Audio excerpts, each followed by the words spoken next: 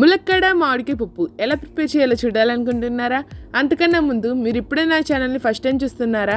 అయితే ఇలాంటి మరిన్ని కుకింగ్ వీడియోస్ కోసం నా ఛానల్ని సబ్స్క్రైబ్ చేసుకోండి.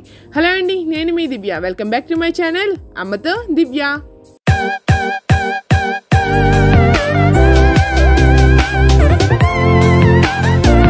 ఫస్ట్ 1 కప్ కందిపప్పు తీసుకుని దాన్ని ఒక పాన్లోకి వేసుకోండి.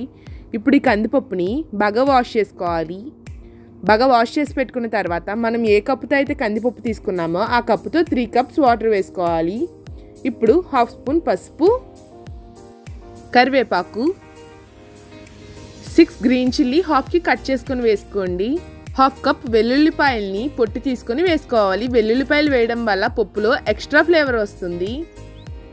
ఎక్స్ట్రా పులుపు కోసం చిన్న నిమ్మకాయ సైజ్ అంతా చింతపండు వేయడం వల్ల పప్పు సరిగ్గా ఉడకదు, కాబట్టి మధ్యలో పెట్టకండి. ఇలా సైడ్కి పెట్టడం వల్ల చింతపండు సాఫ్ట్గా మగ్గుతుంది, పప్పు పర్ఫెక్ట్గా ఉడుకుతుంది.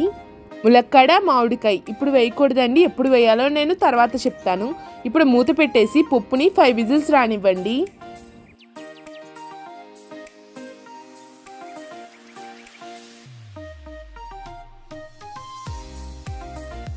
ఫైవ్ విజిల్స్ వచ్చిన తర్వాత స్టవ్ ఆఫ్ చేసేసి పాన్ని పూర్తిగా చల్లారనివ్వండి. పాన్ పూర్తిగా చల్లారిన తర్వాత మూత తీసి పప్పుని ఒకసారి బాగా మిక్స్ చేయండి. పప్పు పర్ఫెక్ట్గా ఉడికిపోయిందండి. ఇప్పుడు దీంట్లో 2 కప్స్ వాటర్ వేసుకోవాలి. వాటర్ వేసిన తర్వాత 2 పచ్చి మామిడికాయలని పీల్ తీసేసి ఇలా చిన్న చిన్న ముక్కల కింద కట్ చేసుకుని వేసుకోవాలి. నేను పప్పులో ఫస్ట్ మామిడికాయ ఎందుకు వేయలేదంటే, మనం ఫస్ట్ మామిడికాయని పప్పు ఉడుకుతున్నప్పుడు వేస్తే పప్పు సరిగ్గా ఉడకదు, కాబట్టి నేను మామిడికాయని ములక్కాడని పప్పు ఉడికిన తర్వాత వేస్తున్నాను. నేను ఈ రెసిపీలో 1 కప్ కందిపప్పు, 2 మీడియం సైజ్ పచ్చి మామిడికాయలు, 3 ములక్కాడలు వేసాను. ములక్కాడల్ని ఇలా చిన్న చిన్నగా కట్ చేసుకొని వేసుకోండి.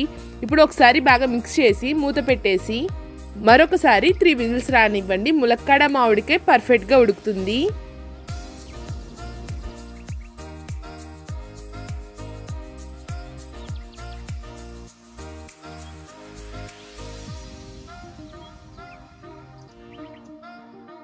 త్రీ విజిల్స్ వచ్చిన తర్వాత స్టవ్ ఆఫ్ చేసేసి పాన్ని పూర్తిగా చల్లారనివ్వండి. పాన్ చల్లారిన తర్వాత మూత తీసి చూడండి, ములక్కాడ మామిడికాయ ఎంత పర్ఫెక్ట్గా ఉడికిందో. మీకు ఆల్రెడీ అర్థమయ్యే ఉంటుంది నేను ఎందుకు పాన్ని 2 టైమ్స్ విజిల్స్ వేయించాను విడివిడిగా. ఎందుకంటే ఫస్ట్ టైం విజిల్ వేయించినప్పుడు పప్పు పర్ఫెక్ట్గా ఉడుకుతుంది, సెకండ్ టైం విజిల్ వేయించినప్పుడు ములక్కాడ విడిపోకుండా సాఫ్ట్గా ఉంటుంది, మామిడికాయ కూడా పూర్తిగా సాఫ్ట్గా అవ్వకుండా పర్ఫెక్ట్గా ఉడుకుతుంది. అందుకే నేను 2 టైమ్స్ విజిల్స్ పెట్టాను.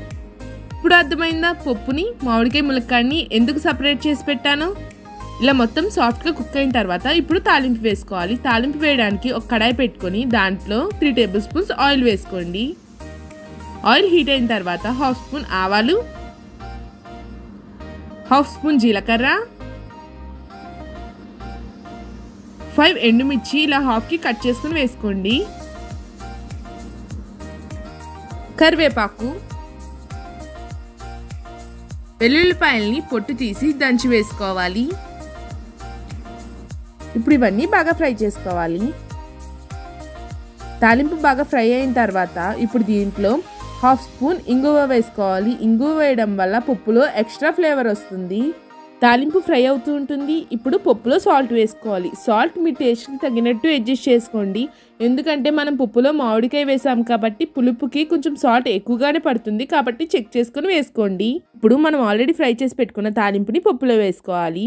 తాలింపు వేసిన తర్వాత ఒకసారి బాగా మిక్స్ చేయండి. అంతే అండి, రెడీ అయిపోయింది ములక్కాడ మామిడికాయ పప్పు. చూసారుగా ఎంత ఈజీగా ప్రిపేర్ చేసుకోవాలో. ములక్కాడ మామిడికాయ పప్పు తినకపోతే చాలా తప్పు. అలాగే మీరు నా ఛానల్ని సబ్స్క్రైబ్ చేసుకోకుండా నా వీడియోకి లైక్ చేయకుండా వెళ్ళిపోవడం కూడా అంతే తప్పు. If you all like this video, do not forget to like, share, comment. For more interesting cooking videos, do subscribe my channel Ammato Divya. Thank you for watching. Bye.